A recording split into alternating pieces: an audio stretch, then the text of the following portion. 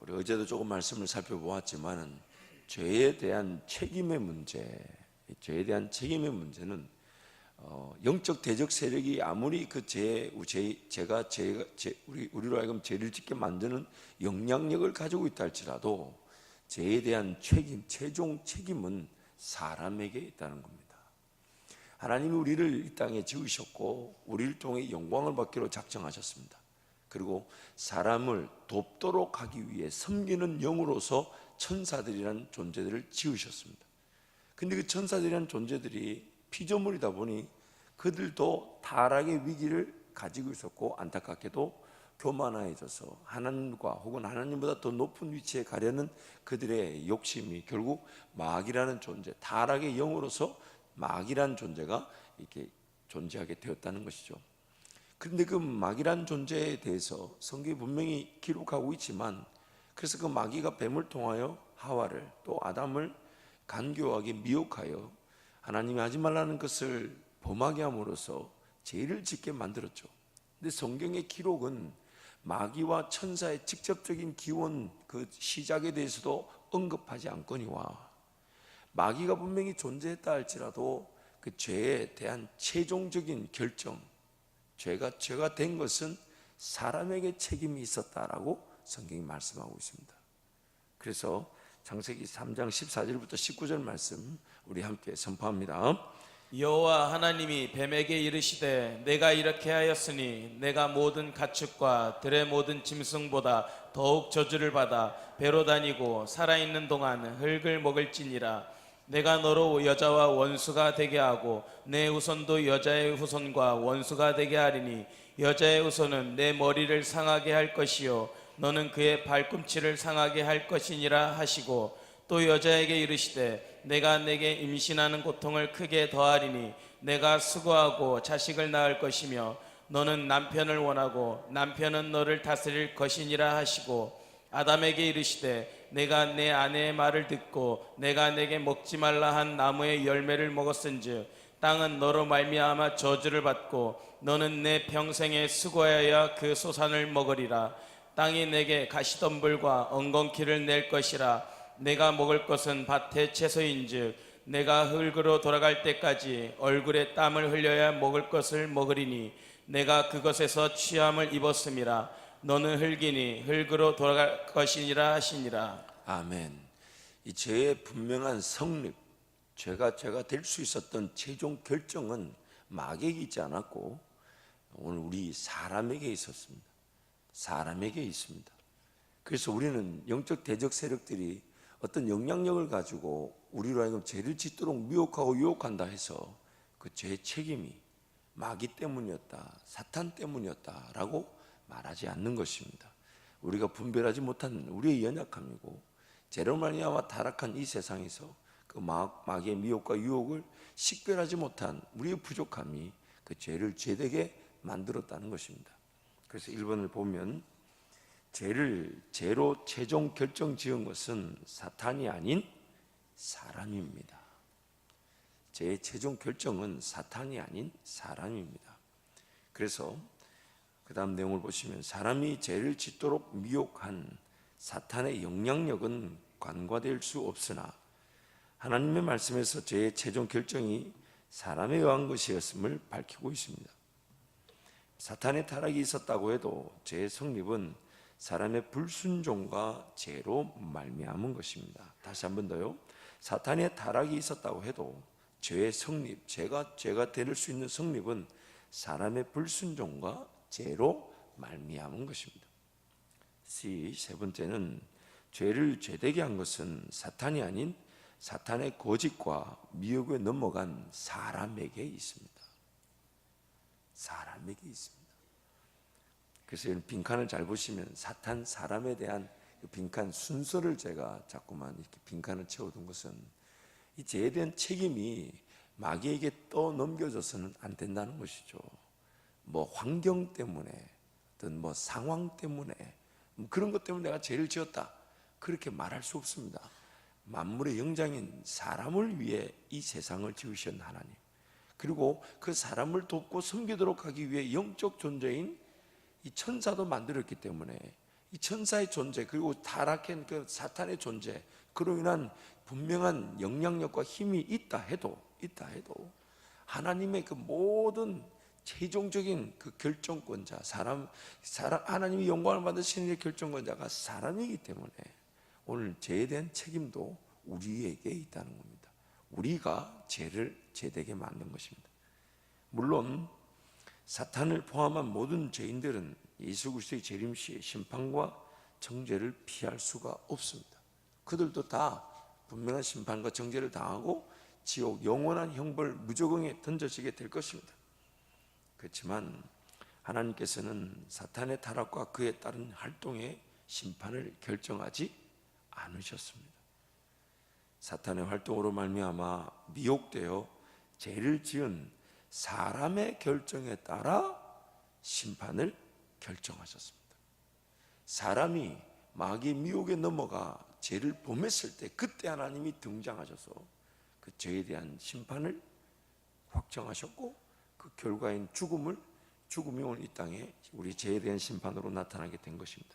그래서 보이지 않는 세계에서 천사의 타락이 있었고 그것이 죄의 영향력으로 나타날 수 있었지만 그 영향력을 거절하고 거부할 능력을 사람에게 주셨고 사람과 함께 하셔서 그것을 이길 수 있도록 인도하셨습니다.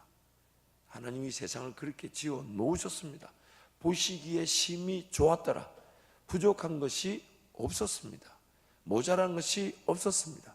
그러나 그 사람이 그 미혹 앞에 하나님을 의지하고 하나님 말씀을 기억하기보다는, 그래서 우리가 지난주에 살펴보았지만은 아담과 하와는 의도적으로 하나님 말씀을 거절하고 마귀의 편에서 마귀의 말을 따라가 버리고 말았습니다.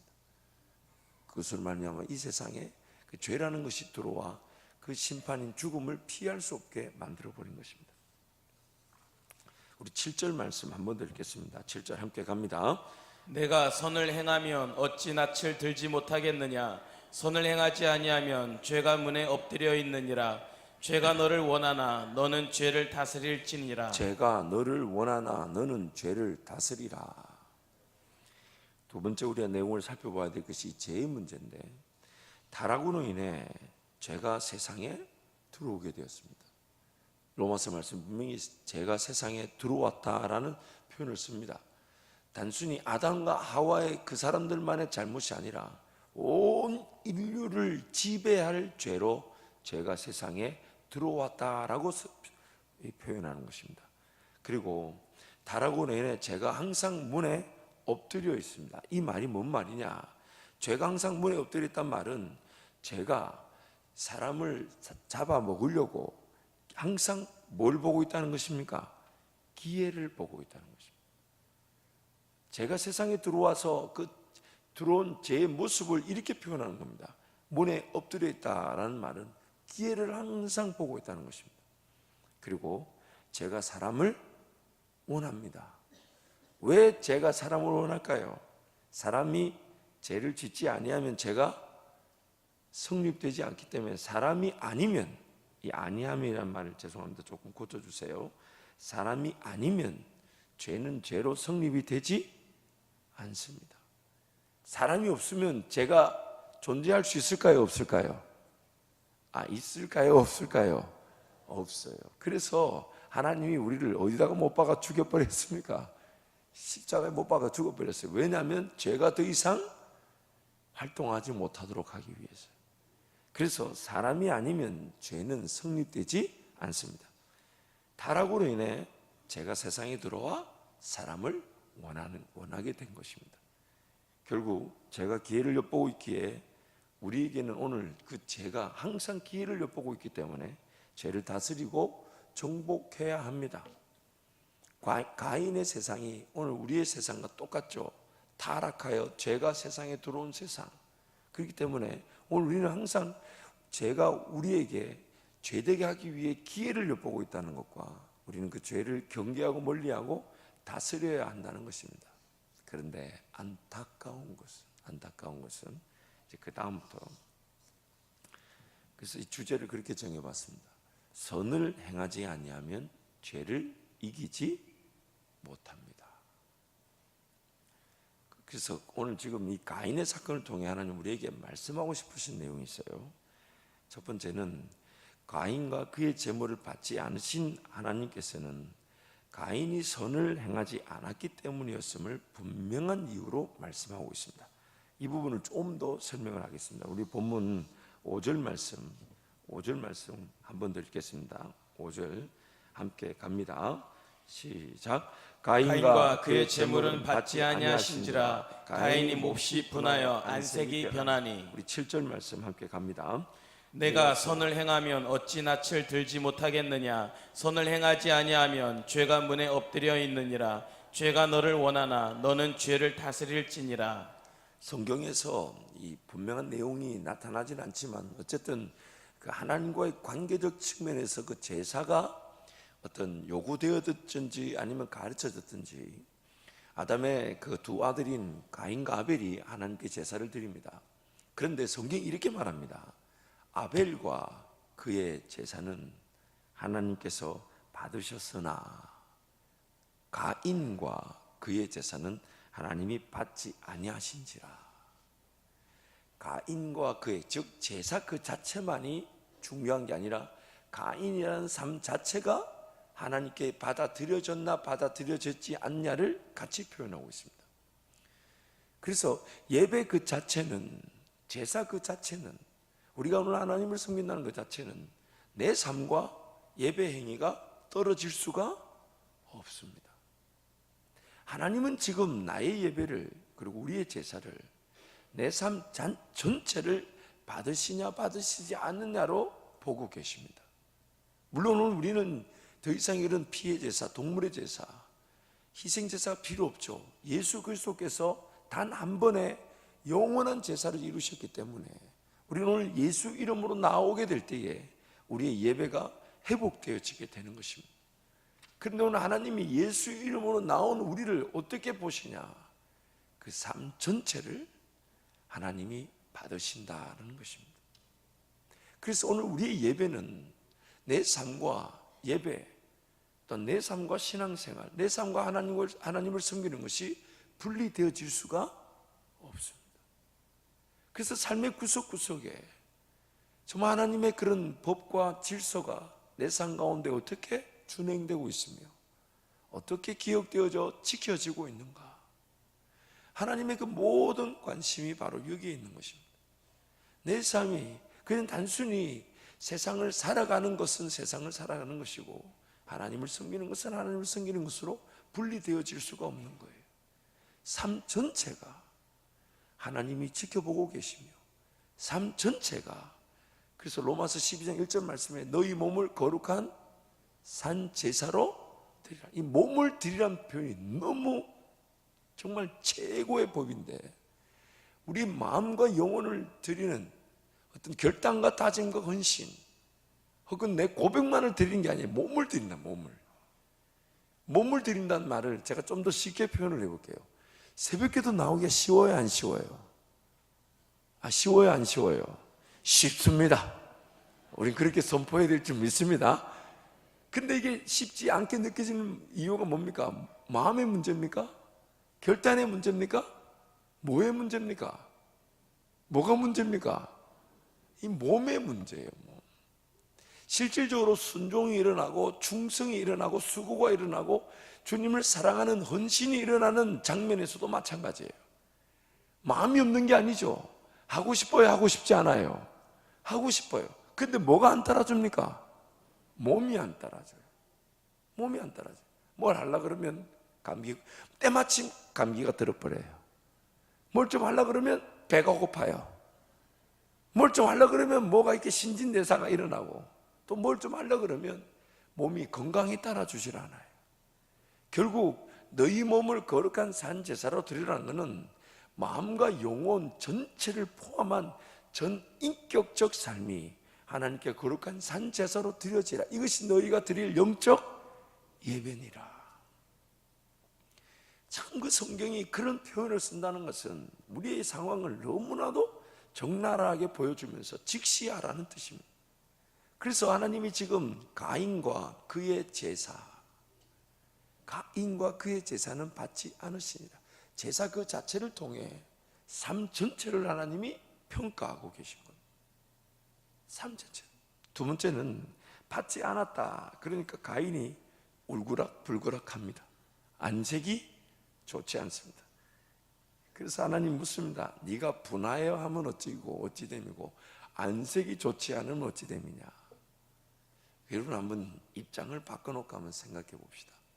이것이 선택받은 자와 받지 않은 자의 차이일 수도 있는데, 오늘 내가 하나님께 예배를 드렸는데 그 예배에 대한 이 예배가 하나님께 받아들여지지 않은 것 같아요. 그러면 우리는 어떻게 해야 됩니까? 에이씨, 다시 내가 예배 안 드려. 그래, 하나님 혼자 하면 잘해 보십시오. 우리 그렇게 말할 수 있습니까? 지금 가인이 자기의 어떤 영적 형편을 전혀 이해하지 못하고 있습니다. 하나님과의 그 관계가 회복되지 않으면 화를 내고 분하고 안색이 변할 일이 아니라, 물론 좀 불편할 수는 있겠죠. 동생 건 받았는데 내 거 안 받았다. 그 동생 죽여야 되겠습니까? 그게 아니라 내 거가 안 받아들여졌다면, 그러면 하나님 은혜를 베풀어 주십시오. 왜냐하면 그것이 하나님 앞에 용납이 되지 않았다는 것은 지금 내 삶이 또 하나님 없는 그런 시간들을 보내야 된다는 것 뜻하잖아요. 그러면 결국 내 힘으로 살아야 되고 내 방법대로 살아야 되고 타락한 이 본성의 지배와 죄의 지배를 이길 수 없는 자리에 서게 된다는 것인데, 그럼 예배가 안 받아들여졌다. 좀 더 우리 저와 여러분의 삶에 좀 더 적용을 해보죠. 예배가 예배처럼 하나님께 제대로 드려지지 않았다. 그러면 삶 가운데서 무엇이 가장 갈급해야 되겠습니까? 오늘 나의 예배, 오늘 나의 기도, 오늘 나의 찬송. 혹시 예배에 대한 기대감조차 없이 식어져 있는 것은 아닌지, 겉으로 안색이 변하고 화는 내지 않았고 불편함이 나타나지 않았다 해도 가인과 같은 그런 자리에서 그냥 그러려니 하고 살아가고 있을 수 있는 우리의 영적 형편을 오늘 가인의 모습을 통해 볼 줄 알아야 합니다. 뭔가 인간적인 생각과 방법으로 최선을 다하고 거기에 내 에너지가 다 쏟아져 버려서, 그래서 주일날 예배를 드리고 혹은 매일매일 있는 새벽 예배를 드리는 나의 마음에 그 예배의 감격이나 기대감, 하나님 은혜에 대한 그 목마름, 하나님 내 삶 인도해 가실 것에 대한 배고픔, 그런 갈망도 없이 내가 예배 자리에 나오고 있는 것은 아닌지, 예배 자리에 나오고 있는 것은 아닌지, 제사의 필요성은 느꼈으나, 예배의 필요성은 느꼈으나 예배를 예배답게 드리지 못한 가인. 오늘 우리도 그럴 수 있지 않을까요? 예배의 필요성은 분명히 인지하고 있으나 그 예배를 예배답게 누리지 못하는데도 불구하고 살아가는 내 인생. 여러분, 오늘 우리가 이 가인의 모습을 보면서 오늘 우리의 모습을 볼 줄 알아야 될 것입니다. 물론 예수 이름으로 나가는 우리를 하나님이 거절하지 않으십니다. 그렇다면 그 예배를 통한 감격이나 기대, 하나님 나를 만나주시고 하나님 나를 위로하시며 하나님 나를 격려하시고 하나님 나를 새롭게 세워주시고 하나님 나를 내 삶에 인도하시면서 알 수 없는 하나님만의 능력과 권세로 내 삶과 함께 하시는 그 하나님을 내가 오늘 예배를 통하여 맛보고 있는가? 만약 그렇지 않다면 오늘 우리는 뭐 해야 됩니까? 아니, 실컷 시간 구별해 왔는데 하나님 날 안 만나주시네? 바빠 죽겠는데 예배 시간 겨우 지켜 달려왔구만. 이것도 오늘 또 그냥 가는 거야? 오늘 혹시 우리가 말은 그렇게 하지 않아도 그런 마음으로 그냥 일상으로 돌아가고 있는 것은 아닐까요? 오늘 이 가인의 예배, 우리의 예배일 수 있습니다. 그러므로 오늘 우리는 잊지 말아야 합니다. 하나님 없이는 오늘 내 삶이 의미가 없을 뿐만 아니라 기회를 엿보고 있는 죄를 결코 이기지 못합니다. 가인과 그의 제사가 하나님께 받아들여지지 않고 안색이 변하고 분하여 화를 내고 있는 가인은 기어이 돌아가자마자 무슨 짓을 저질렀습니까? 자기 동생 아벨을 쳐 죽이니라. 분명히 하나님이 그 제사가 제사대로 하나님과의 관계가 회복되지 않은 가인에게 경고하셨어요. 제가 너를 원한다. 너는 죄를 다스려야 된다. 제가 지금 기회를 엿보기 위해 문 앞에 너를 기다리고 있다. 너 조심해야 된다. 라고 말했지만 하나님과의 그 관계가 제대로 회복되지 않고 그 제사를 통하여 하나님을 하나님답게 섬기지 못하는 죄인 가인은 결국 그 죄를 범하고 말더라는 겁니다. 기회를 엿보고 있는 죄에게 그냥 넘어가고 말더라는 겁니다.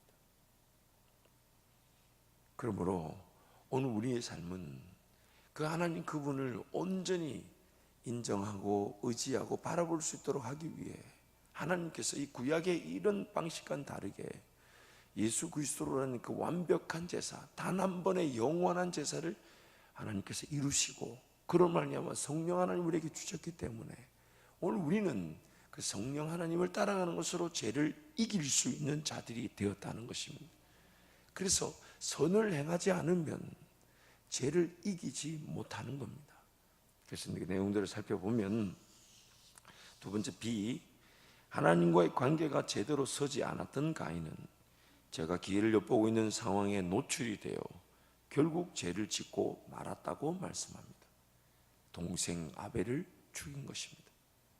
하나님과의 관계가 제대로 서지 않았던 가인은 제가 기회를 엿보고 있는 상황에 노출이 되었기 때문에 결국 죄를 짓고 만 것입니다. C, 하나님께서 제사가 받아들여지지 않은 가인에게 경고하시기를 선을 행하지 아니하면 죄의 기회에 노출이 될 수밖에 없다고 하셨습니다.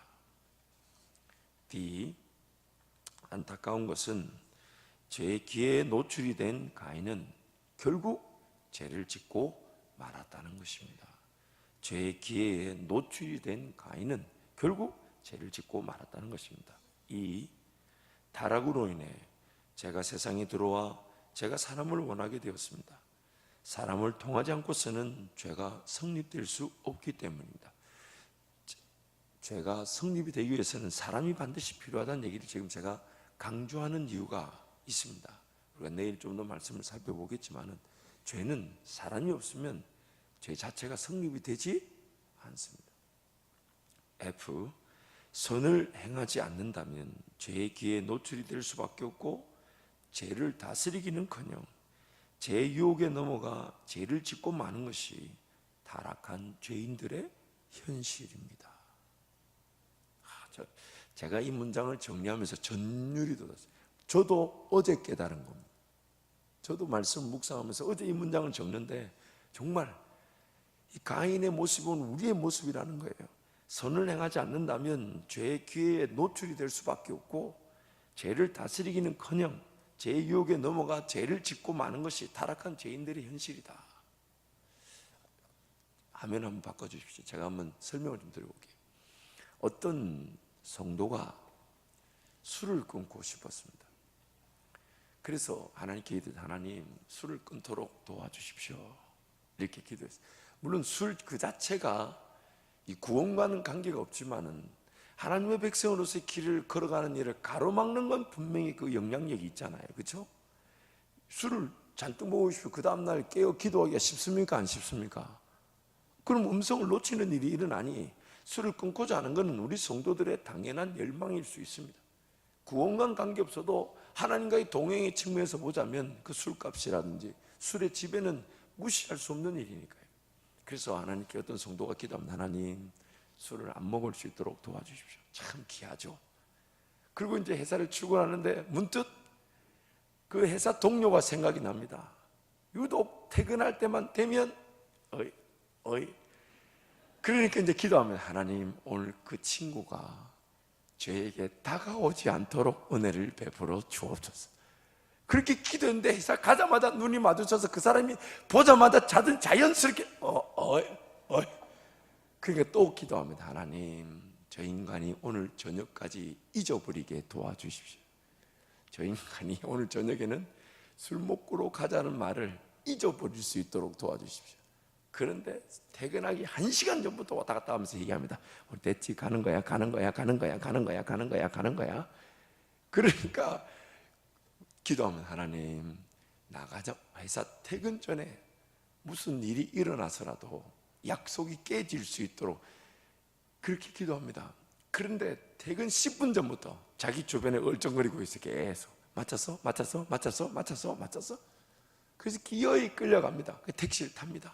하나님, 가서 술잔을 들지 않게 도와주십시오.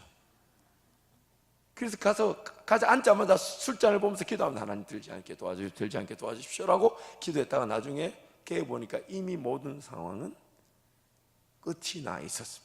그래서 하나님께 따집니다. 하나님, 도대체 그 순간순간에 그렇게 기도하고 도와달라 했는데 왜 안 도와줬냐고. 이게 뭡니까? 노출이 돼 있으면요, 우리는 그것을 거절할 능력이 없습니다. 그래서 성경은 말하기를, 따라가야 될 길을 따라가 버리면 환경 자체가 노출이 되어 있는 환경, 제 기회에 그 노출이 되어 있는 환경이 자동적으로 어떻게 되는 겁니까? 사라지는 거잖아요. 성령 하나님을 따라가고 싶죠. 그 잔 놓고 기도하겠냐고요? 그럴 시간이 있겠습니까? 그런데 성경이 말하는 바가 뭐냐면, 그렇기 때문에 성령 하나님을 온전히 따라가야 되는데, 그 온전히 따라가지 못하다 보니 자연스럽게 죄를 지을 그 기회와 제 기회의 그 노출이 쉽게 된다는 거. 그리고 노출이 되면 못 이긴다는 거예요. 못 이긴다는 겁니다. 제 기회를 우리는 거절하지 못한다는 거예요. 그래서 마지막 G, 하나님과의 관계가 올바르게 서지 않으면 선을 행할 능력이나 기회를 가지지 못하게 되고 제 기회에 노출이 되어 제 지배를 당할 수밖에 없는 것입니다. 하나님과의 관계가 회복되지 않으면 자연스럽게 그 선을 행할 능력이나 기회를 보지 못하게 되고 제 기회에 노출이 되어 제 지배를 당할 수밖에 없습니다. 그래서 성경이 이런 표현을 하는 거죠. 고린도후서 4장 4절 말씀 함께 갑니다. 그 중에 이 세상의 신이 믿지 아니하는 자들의 마음을 혼미하게 하여 그리스도의 영광의 복음의 광채가 비치지 못하게 함이니 그리스도는 하나님의 형상이니라. 죄로 말미암아 오늘 우리는 갈 길을 알지 못합니다. 그리스도의 그 복음의 영광의 광채가 비쳐야만 합니다. 그 복음의 영광의 광채가 비친다는 말은 참 그 표현이 적절하죠. 빛이라는 것은 빛이 임하면 어두움은 사라지게 돼 있어요. 그래서 어두움이라는 것, 악이라는 것은 빛의 부재, 선의 부재를 뜻합니다. 어둠 그 자체가 개념이 아닙니다. 악이라는 그 자체가 존재하지 않습니다. 빛이 없기 때문에 어두운 것이고 선한 일이 없기 때문에 악한 일이 판을 치는 것입니다. 그래서 하나님의 복음의 광채가 그리스도로 말미암아 비치게 되면 우리의 그 어두웠던 심령들이 밝히 드러나게 되는 것이죠. 또한 빛이란 표현이 너무 좋죠. 길을 걸어가는데 뭐가 필요할까요? 빛이 필요합니다. 왜냐하면 세상은 밝습니까? 어둡습니까? 어둡죠. 우리 고린도후서 5장 4절 말씀 함께 갑니다. 참으로 이 장막에 있는 우리가 짐진 것 같이 탄식하는 것은 벗고자 함이 아니요 오히려 덧입고자 함이니 죽을 것이 생명의 삼킨 바 되게 하려 함이라. 한 가지 길밖에 없습니다. 성령 하나님을 따라가면 그 생명의 역사가, 내가 생명의 역사를 따라가지 않았을 때 나를 삼키려고 했던 죽음의 역사를 이겨버리는 것입니다. 삼켜버리는 것입니다. 그래서 생명의 역사가 죽을 것을 삼킨다, 덧입는다라는 표현을 쓰는 겁니다. 우리 갈라디아서 5장 16절 18절 말씀 함께 갑니다. 내가 이르노니 너희는 성령을 따라 행하라. 그리하면 육체의 욕심을 이루지 아니하리라. 육체의 소욕은 성령을 거스르고 성령은 육체를 거스르나니 이 둘이 서로 대적하므로 너희가 원하는 것을 하지 못하게 하려 함이니라. 너희가 만일 성령의 인도하시는 바가 되면 율법 아래에 있지 아니하리라. 성령을 따라가면 육신의 소욕을 이루지 않는다. 성령을 인도하심 받으면 율법의 요구나 율법의 욕심이나 제 기에 노출이 되지 않는다. 그래서 오늘 하나님께서 끊임없이 항상 깨어 있어 쉬지 말고 기도하고 범사에 감사하라. 그 하나님을 온전히 따라가지 않으면 어느 순간 우리는 성령 하나님을 놓칠 뿐만 아니라 가인의 예배 자리에 서 있을 수 있습니다. 가인의 예배가 예배답게 받아들여지지 않는, 그리고 그것이 어느 순간 예배에 대한 감격이나 기대가 없이 오늘 또 주일은 돌아왔네, 그런 마음이 우리 가운데 항상 위기가 있다는 거죠. 마지막으로 로마서 8장 4절에 6절 말씀 함께 갑니다. 육신을 따르지 않고 그 영을 따라 행하는 우리에게 율법의 요구가 이루어지게 하려 하심이니라. 육신을 따르는 자는 육신의 일을, 영을 따르는 자는 영의 일을 생각하나니 육신의 생각은 사망이요 영의 생각은 생명과 평안이니라. 아멘. 성령을 따라가게 되면 그는 육신의 요구뿐만 아닌 제 기에 노출이 되지 않습니다. 그러나 그래서 항상 성령을 따라가야 합니다. 요즘 들어 하나님께서 계속 제 입을 통해 강조하시는 내용, 성령 하나님을 인정하지 않고서도 내 삶에 뭔가 결정과 선택이 또 길이 나타날 수 있다는 거, 이걸 두려워해야 됩니다. 여쭙고 은혜를 구하고 매 순간에 매 시간에 매일매일 하나님 어떻게 하면 좋습니까? 무엇을 원하십니까? 지금 이 순간에 나는 어떤 결정하기를 원하십니까? 지금 하나님, 전 어떤 예배를 하나님께 드리게 됩니까? 어디서 섬길까요? 어디서 헌신할까요? 어디서 수고할까요? 어디서 더 주님 사랑하게 됩니까? 성령 하나님이 반드시 우리의 길을 인도해 주실 줄 믿습니다. 이제 함께 통성으로 기도하겠습니다. 하나님 아버지, 성령 하나님을 따라가지 않으면 그 죄의 기에 노출이 될 수밖에 없고, 죄의 기에 노출이 되는 순간 우리는 그 기회를, 죄의 그런 유혹을 무시하거나 이길 능력이 없습니다.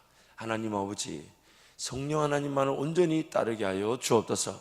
제 모든 책임은 지금 마귀에게 있지 않습니다. 사탄이 그런 죄의 영향력을 가지고 있다 해도 모든 죄에 대한 결정은 사람이 없으면 죄는 성립이 되지 않습니다. 하나님, 이 몸이, 제 삶이 죄의 기회가 되지 않도록 도와주시고, 성령 하나님을 따라 성령 하나님이 맺게 하신 열매들로 제 삶이 가득하게 하여 주옵소서. 주님 잡고 함께 기도합니다. 주여, 주여, 주여. 아버지, 아버지, 아버지. 하나님 아버지, 온전히 하나님만을 따라가기를 원합니다. 성령 하나님만을 따르기를 원합니다. 성령 하나님의 인도하심만을 바라보기를 원합니다. 성령 하나님만이 우리의 삶의 주가 되심을 기억하기를 원합니다. 아버지 하나님, 은혜를 베풀어 주옵소서. 아버지 하나님, 긍휼과 자비를 베풀어 주옵소서. 항상 깨어있어 쉬지 말고 기도하며 감사에 감사하고 하나님의 놀라운 인도하심을 맛보게 무력하도록 하나님 은총을 베풀어 주옵소서. 아버지,